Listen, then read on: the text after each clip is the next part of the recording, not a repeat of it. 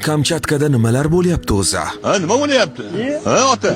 Rossiyaning uzoq sharq hududida 12-yanvardan buyon kuchli qor yog'ishda davom etmoqda.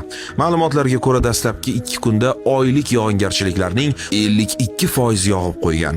Ayrim joylarda qor uylarning 2-qavatigacha yetdi.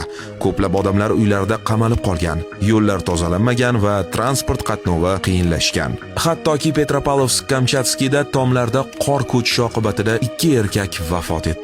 Mana uni odamlar qor ko'ylab mashinasini oqtaryapti. Bo'yidan baland qor tashashini qarang.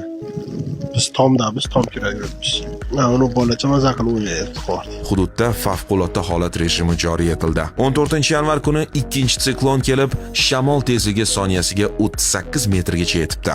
16-yanvar holatiga ko'ra ijtimoiy obyektlarga boradigan yo'llar ochilmagan, avtobus qatnovi to'xtagan, kommunal nosozliklar qayd etilmoqda. Mutaxassislar masofaviy ish rejimiga o'tkazildi. Maktablar vaqtincha yopildi.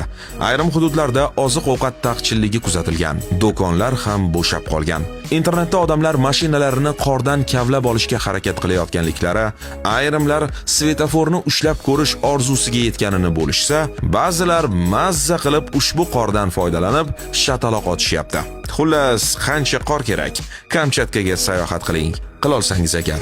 Mutaxassislar ma'lumotlariga ko'ra, bunday qor yog'ishi oxirgi marta 1997-yilda qayd etilgan. Bu yilgi qor ko'chki xavfi esa 18-yanvargacha saqlanib qolinmoqda. Kamida. Qor to'xtadimi? Qon to'xtadimi? Qor to'xtadimi deyapman. Quloq ketibdimi, jigar? Aha. Qor yog'yapti.